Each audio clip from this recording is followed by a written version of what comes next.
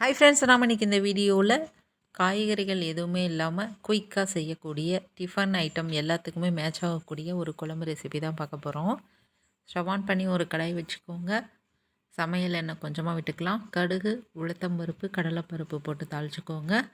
கடுகு நல்லா பொரிஞ்சதுக்கப்புறம் கட் பண்ணி வச்சுருக்கிற ஒரு பெரிய வெங்காயம், பச்சை மிளகா ஒரு 5 போல் ஆட் பண்ணிக்கோங்க. இது பழுத்த பச்சை மிளகா. நல்லா வதக்கி விட்டுருங்க. வெங்காயம் நல்லா வதங்கணும். வதங்கின பிறகு மீடியம் சைஸ் தக்காளி நான் 3 ஆட் பண்ணியிருக்கேன். தக்காளியை நல்லா மசிகிற அளவுக்கு நல்லா வதக்கி எடுத்துக்கோங்க. இந்த அளவுக்கு நல்லா வதங்கணுங்க.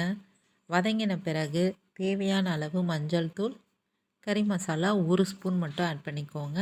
இதை நல்லா பரட்டி விட்டுட்டு நாம் இப்போது இதுக்கு ஒரு மசாலா ரெடி பண்ண போகிறோம். தேங்காய் ஒரு 2 பீஸ் மட்டும் எடுத்து பொடியாக நறுக்கிக்கோங்க.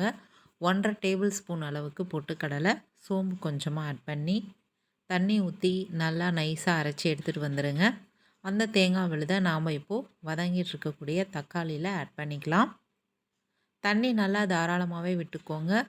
நம்ம பொட்டுக்கடலை நிறைய யூஸ் பண்ணியிருக்கிறதுனால நமக்கு நல்லாவே திக்காயிடுங்க குழம்பு. அதனால் தாராளமாக தண்ணி விட்டுக்கோங்க. நான் பெரிய டம்ளரில் ஒரு 2½ டம்ளர் அளவுக்கு நான் ஆட் பண்ணிக்கிட்டேன். இந்த குழம்புக்கெலாம் தேவையான அளவு கல்லுப்பு ஆட் பண்ணிவிட்டு இதை நல்லா கொதிக்க விட்டுறலாம். நல்லா கொதி வந்துடுச்சு. இப்போது உப்பு, காரம் எல்லாம் செக் பண்ணிக்கோங்க.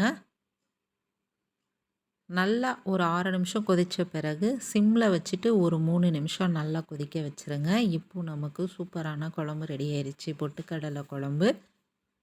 லாஸ்ட்டாக கருவேப்பிலை, மல்லி தூவிட்டு ஸ்டவ்வை ஆஃப் பண்ணிட்டோம்னா இந்த குழம்பு இட்லி, தோசை, சப்பாத்தி, பூரி எல்லாத்துக்குமே சூப்பராக இருக்கும்.